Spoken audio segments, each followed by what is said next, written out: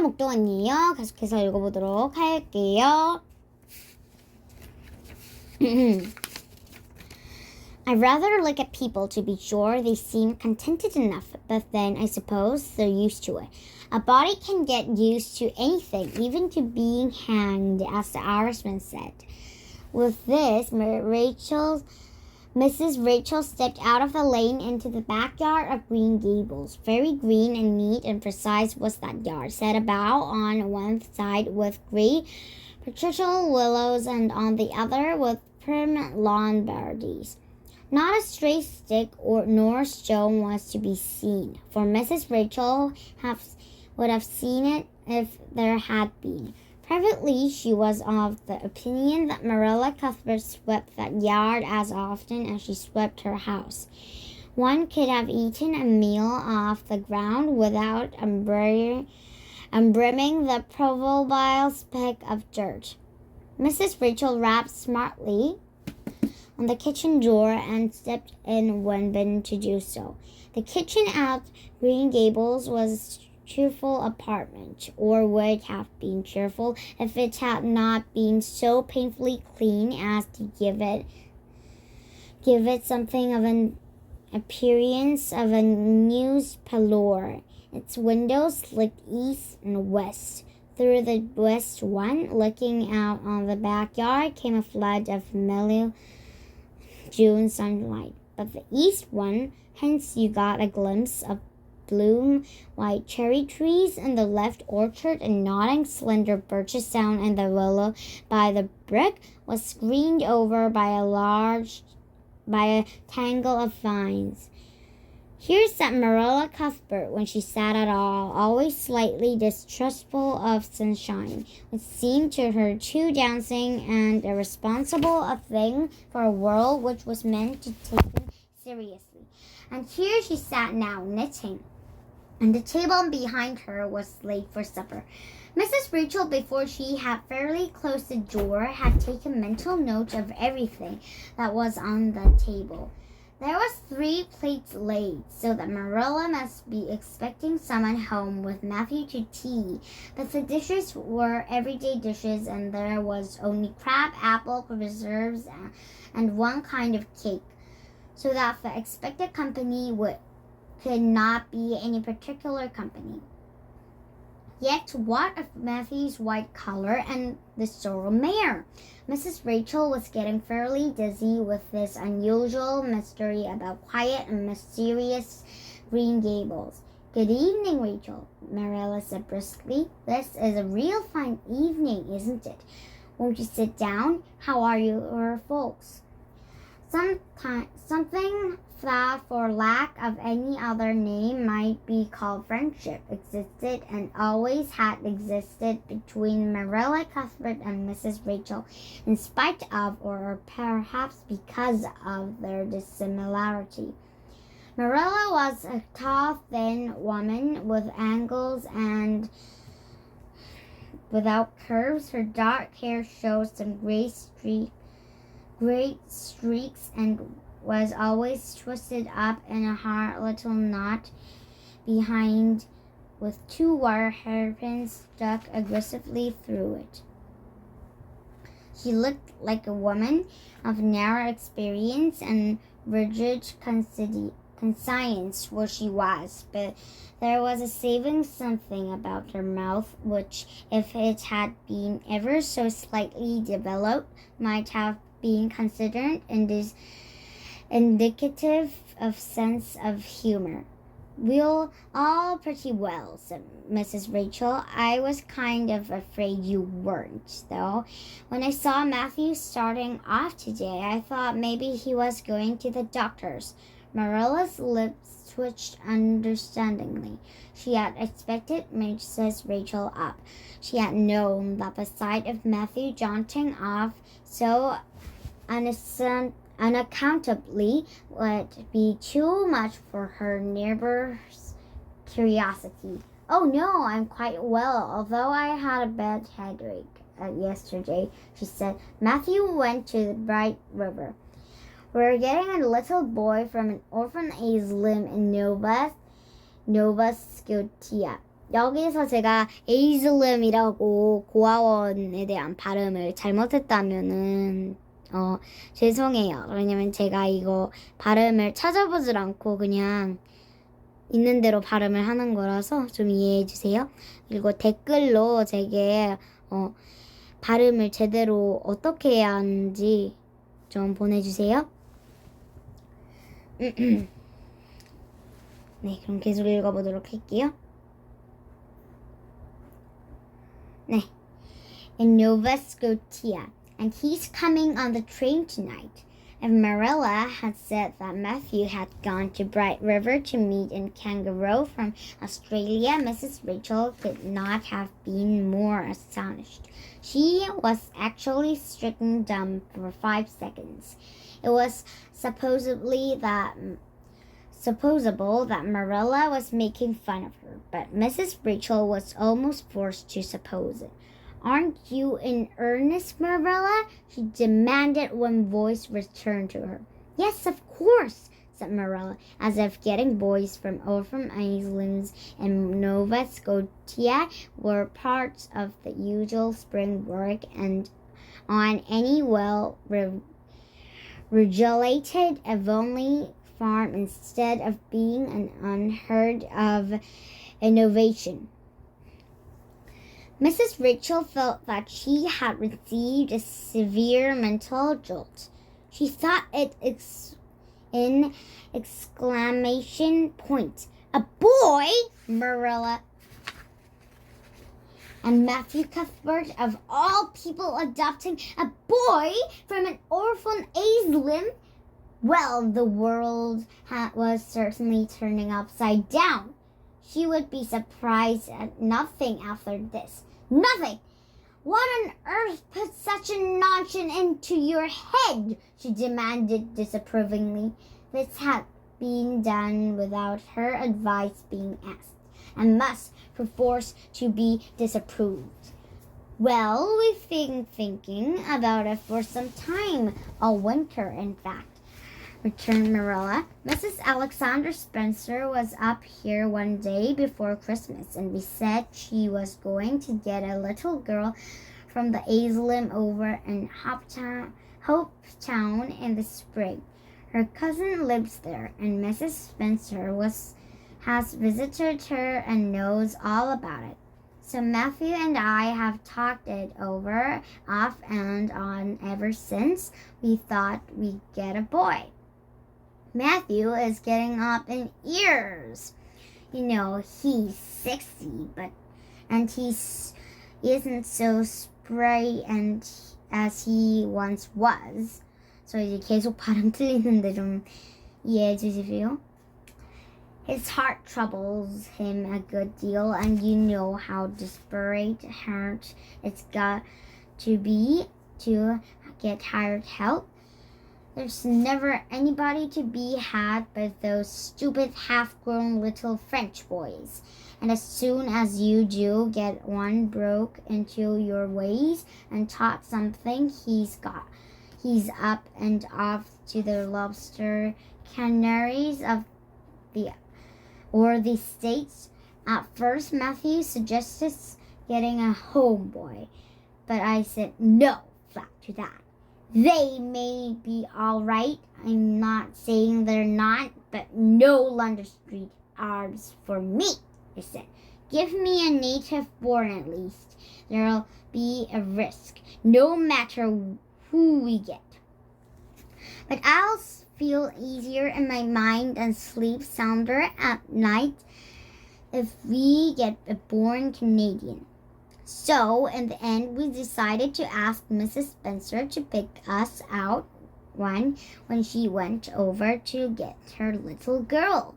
We heard last week she was going, so we sent her word by Richard Spencer's folks at Carmody to bring us a smart, likely boy of about 10 or 11. We decided that would be the best age, old enough to be of some use in doing chores right off and young enough to be trained up proper. We mean to give him a good home and schooling. We had a telegram from Mrs. Alexander Spencer today. The mailman brought it from the station saying that we're coming on the 5:30 train tonight. So Matthew went to Bright River to meet him. Mrs. Spencer will drop him off there. Of course, she goes on to White Sands Station herself.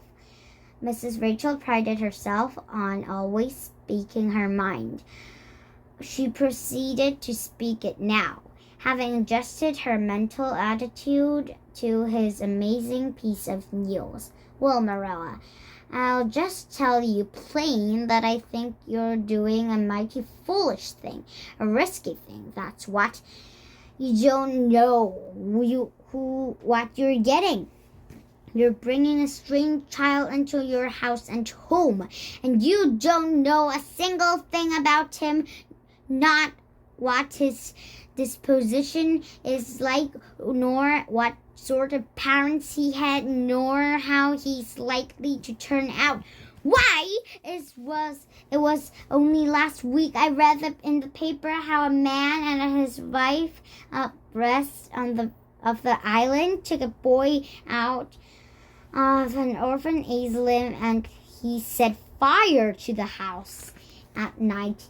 Set it on purpose, Marilla, and nearly burnt them to a crisp in their beds. And I know other cases where an adopted boy used to suck the eggs. They couldn't break him off it. If you had asked my advice in the matter, which you didn't do, Marilla, I'd say for mercy's sake not to think of such a thing. That's what. This job's comforting seemed neither to offend or alarm Marilla. She knitted steadily on. I don't deny there's something in what you say, Rachel. I've had some qualms myself, but Matthew was terrible set on it. I could see that. So I gave in.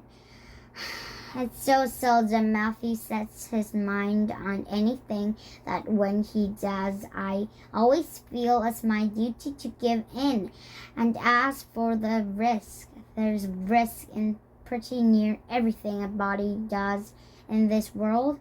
There's risks in people's having children of their own. If it comes to that, they don't always turn out well. And then Nova Scotia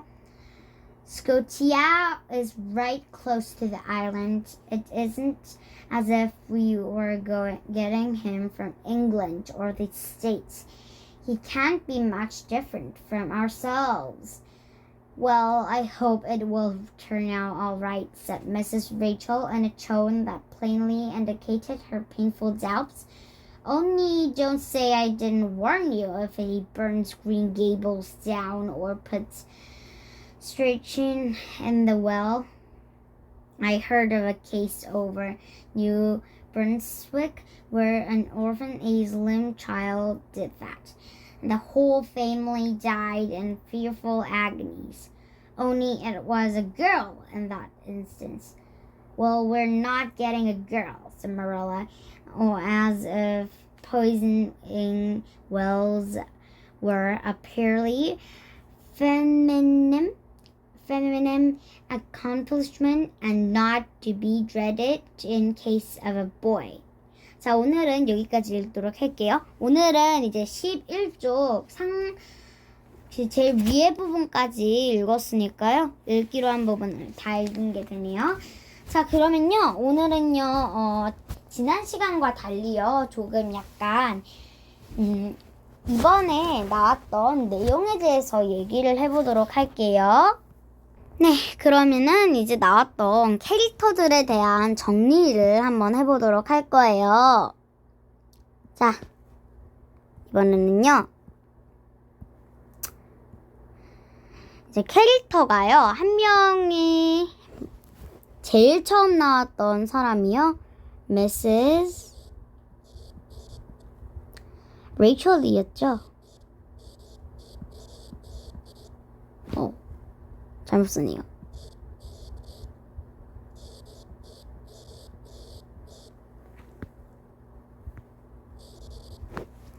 그래서 이렇게 되어 있잖아요. 아이고. Miss Rachel에 대한 거는요, 이제 뭐가 있었냐면요.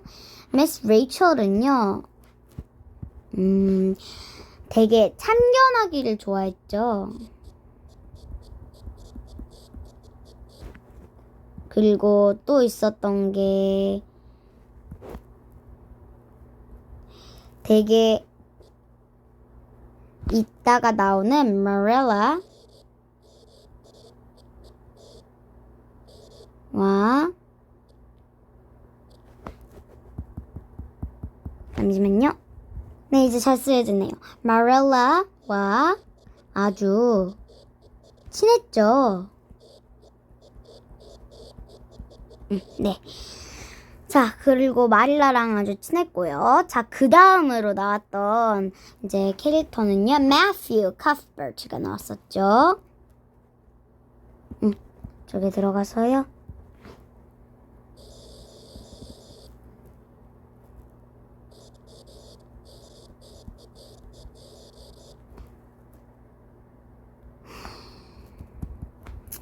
근데 그냥 이거 끼고 할게요.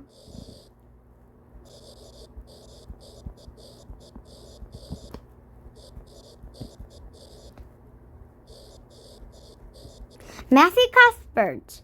일단 Matthew Cuthbert는 Marilla의 그 오빠예요.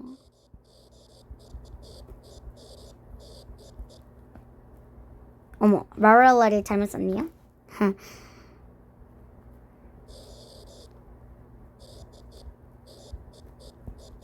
자, 그리고요, 되게 소심하고 부끄러움을 너무 잘 타요. 나중에도 나올 거지만 여자를 만나면요 되게 막 무서워해요. 왜냐면은 이 프린스 에드워드 아일랜드거든요. 이 아일랜드 이름이요. 그래가지고 여기에서는요 도덕이요, 사람들, 여자들 특히 사람들을 그냥 만날 때마다 그 nod를 해줘야 돼요. 끄덕여줘야 돼요. 그래가지고 되게 부끄러움을 많이 타고 여자를 싫어해요. 자, 뭐 싫어하는 건 아니지만요, 솔직히 되게 무서워한다고 해야 할까요? 자, 다음에 마지막으로 나왔던 사람은요, Marilla입니다.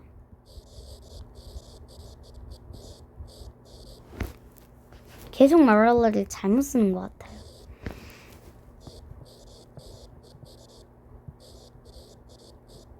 Marilla Cuthbert.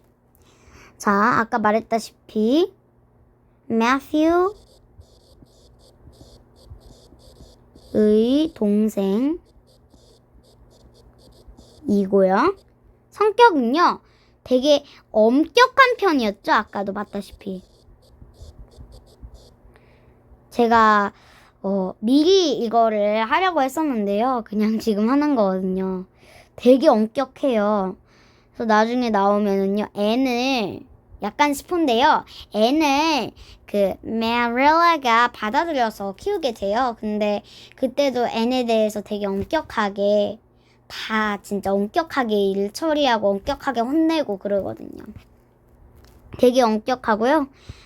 이제 레이첼 랜드랑 이랑 사이가 아주 좋아요. 프렌드십이 강하다고 했었죠, 여기 책에서는.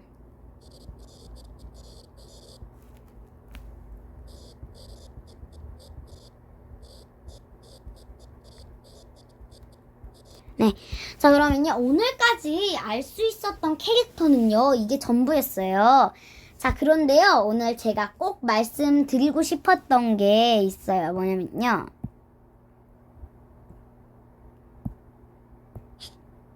네. 뭐냐면요. 이게 안 지워지네요. 자, 미세스 레이첼에 관한 거는 아니었지만요. 아까 나왔다시피 마릴라 있잖아요. 마릴라가 항상 번을 하고 다니고요. 딱 뭔가 누군가가 생각이 났더라고요. 누구였냐면요, Professor McGonagall 아시나요?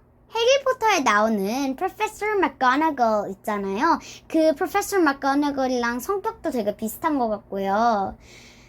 그런 면으로는요, 정말 프로페서 맥거나거를 되게 많이 닮은 것 같아요. 자, 그러면요, 오늘은 여기까지 하도록 할게요, 여러분들. 다음 시간에 만나도록 합시다.